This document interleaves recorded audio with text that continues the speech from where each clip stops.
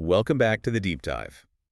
If you've ever looked at our justice system and, wondered why certain laws exist or why some communities seem to get policed more heavily. Or even just asked who actually gets to decide what counts as a crime in the first place. Exactly. Then you're already asking the kind of core questions we're tackling today. That's right. We are diving into critical criminology today, and our mission really is to unpack this whole perspective. Which sees crime very differently, doesn't it? Fundamentally differently. It views crime not just as, say, an individual failing, but as a function of social conflict. And crucially, this ongoing economic rivalry, well, between the haves and the have-nots. So we're shifting away from things like genetics or individual psychology. We are. Contemporary critical criminologists, they try to explain crime and punishment, too, by placing them right within these bigger economic and political structures. Okay, and the starting point here is, well, it sounds quite challenging. It can be. The starting point is that this field views the justice system itself potentially as a kind of political tool. A tool? For what? A tool designed perhaps to manage and control the folks who are economically marginalized, to basically maintain the existing power structure, the status quo. So it shifts the focus from, like, the street corner crime. Right up to the boardroom, exactly, or even Right. the halls of government. It's a big shift. Okay. It definitely sounds like understanding the economics is key here. To get to the roots, we need to go back, right? Back to Karl Marx. Absolutely. Karl Marx, 19th century social philosopher, 1818 to 1883, he really provides the foundation. What was his core insight that this whole field builds on? Well, Marx didn't write tons about crime specifically, but he gave us the framework. His central claim was that the economic structure, how we produce things, how we exchange goods, that structure pretty much dictates all other human relations. Social, political, cultural, everything. Everything. And crucially, he saw that structure as inherently based on conflict. Right, and he broke down that economic world into two main parts, didn't he? He did. First, you've got the productive forces. That's all the stuff you need to produce things: technology, energy, land, resources. The means of production. Exactly. And second, you have the productive relations. That's about the relationships between the people involved in producing the goods.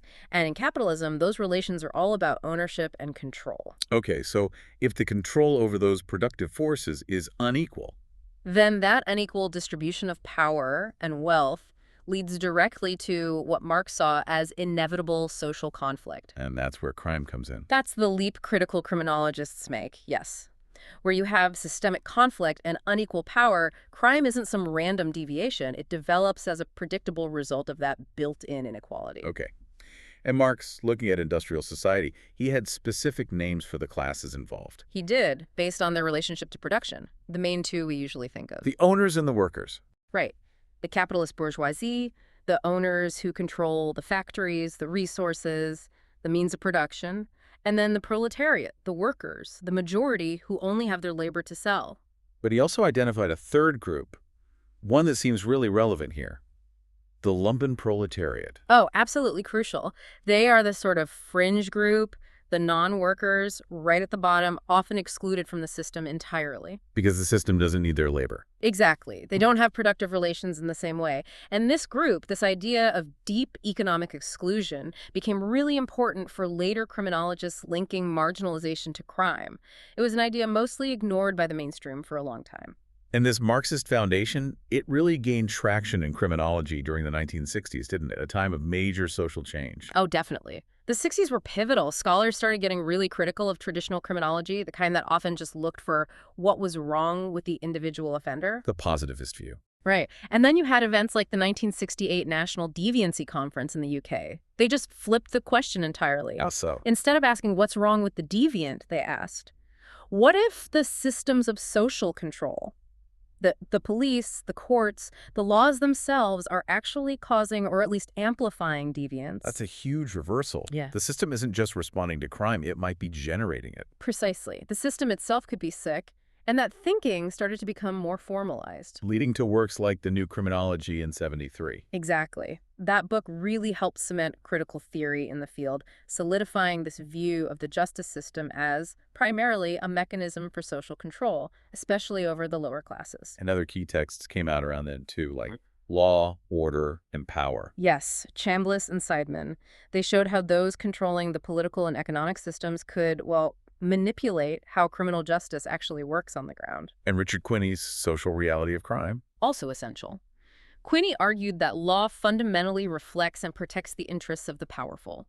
And he defined power broadly, not just money, but the ability to control how others behave and maybe even more importantly, shape public opinion. So defining what is a crime serves those interests. Right. And when power is unequally distributed, you get conflict. And that conflict often gets labeled crime. So if the law isn't objective, what's the contemporary critical definition of crime itself? Well, it stops being about some universal morality. Instead, crime becomes a political concept, Political how? designed, consciously or not, to protect the power and position of the upper classes, often at the expense of the poor. You just have to look at what kinds of behaviors get harshly criminalized versus which ones get regulated, maybe with just fines. But what about, say, violent street crime? Doesn't the law protect everyone from that? How does critical theory handle that? That's a really important point. Critical theory doesn't deny that society needs order or protection from violence, but it argues the way the law is administered is biased. How so? The state might use the necessary function of protecting people from violence to sort of legitimize the whole system. But if you look at who is actually targeted, arrested, prosecuted, and how harshly they're sentenced, It disproportionately impacts the poor and marginalized. overwhelmingly. So the argument goes, even while providing some general protection, the system's main focus still achieves that goal of class control. Okay, let's talk about what drives this conflict. The concept of surplus value comes up as key. Right. Surplus value is basically the profit that capitalists make from workers' labor. It's the difference between what workers are paid and the actual market value of what they produce. And the drive is always to increase that surplus value. Always. That's the engine of capitalism, right? Cut labor costs, automate, find cheaper resources, whatever it takes. But this constant pressure displaces people. It pushes them out of stable, productive jobs. Which leads directly to marginalization. Exactly. When large numbers of people are pushed outside the economic mainstream, they often end up living in areas with fewer resources, weaker schools, less opportunity. Their connection, their bond to mainstream society, gets weaker. Creating conditions where crime might seem like a rational or even necessary choice for survival. That's the argument. It becomes a cycle. The system needs to marginalize some people to maximize profit, and a major side effect of that marginalization is often an increase in certain types of crime. And this isn't just a domestic issue, right? Globalization plays a role. A huge role. Creating global markets often means exploiting cheaper labor in developing countries, or displacing workers in developed nations.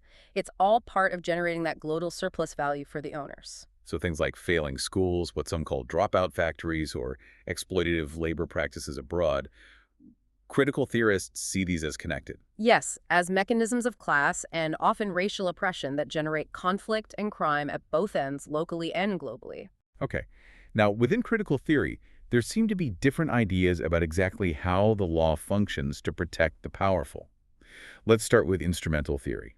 Instrumental theory is probably the more direct view. It basically says the criminal law and the justice system are used quite explicitly like an instrument by the ruling class to control the poor.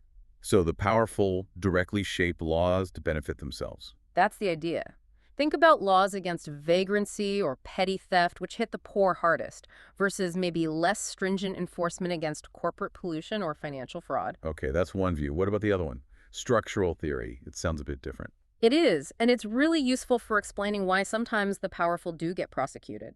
Structural theory argues the law isn't just about protecting individual elites' immediate interests, it's about maintaining the long-term stability and legitimacy of the entire capitalist system. So if a powerful CEO does something really damaging, Right, say massive fraud that threatens to destabilize markets, or environmental damage that causes huge public outrage. Acting against that CEO actually serves the system. why? Wouldn't protecting him serve the elite? In the short term, maybe. But if his actions undermine public faith in the whole system, making capitalism itself look corrupt or unstable, then the state needs to step in. It punishes that individual to show the system is fair and protect its overall legitimacy. Ah, okay. So it can control members of any class if they threaten the underlying structure. Exactly. And this structural view also helps us understand things like state-organized crime governments doing illegal things like surveillance or even supernatural criminology, which looks at massive crimes like war crimes or crimes against humanity. It's clear critical criminology isn't just one single idea. It's got different branches, different focuses. Definitely. It's a broad church. We should probably touch on a few major alternatives that offer specific insights. Good idea. Let's start with left realism. Okay. Left realism emerged largely in the UK in the 1980s.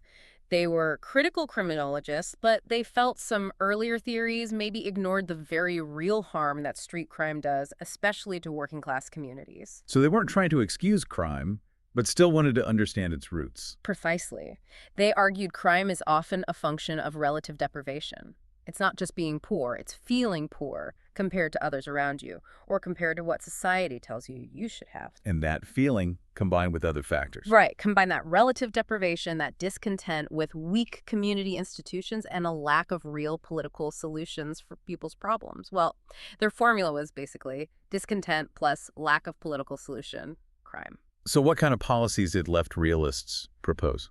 They were very focused on practical solutions, things like preemptive deterrence, Yeah. meaning community-based efforts, Yeah. strengthening local institutions, organizing communities to solve problems before crime happens, trying to reduce the need for police intervention in the first place, and they strongly opposed mass incarceration.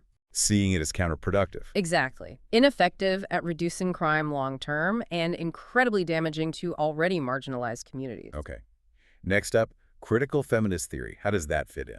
Critical feminist theory, or gendered criminology, applies that critical lens specifically to gender. It links crime and victimization to the power imbalances inherent in patriarchal societies, often intertwined with capitalism. So focusing on how gender conflict, economic struggles, and social expectations shape behavior. Yes. It looks at how the exploitation and subjugation of women can trigger female delinquency, sometimes as a way to survive or resist abuse. It also examines how the justice system itself treats men and women differently. Punishing women more harshly for deviating from traditional roles, perhaps. That's often part of the critique, yes. And it also looks critically at male behavior. How so? Well, it connects high rates of violence against women, like sexual assault and domestic violence, directly to how boys and men are socialized in many cultures, learning aggression, dominance, maybe even a sense of entitlement over women. And does this include LGBTQ plus issues too? Increasingly, yes. That's where queer criminology comes in, as a related field focusing specifically on the unique experiences and vulnerabilities of LGBTQ individuals within the justice system, and as victims or perpetrators of crime. Right. And the third major branch you mentioned, peacemaking criminology. That sounds different. It is quite different. It draws heavily on philosophical and even religious traditions, Buddhism, Quakerism, Gandhian ideas. The core goal is promoting a genuinely peaceful and just society. And how does it view the current justice system? Radically.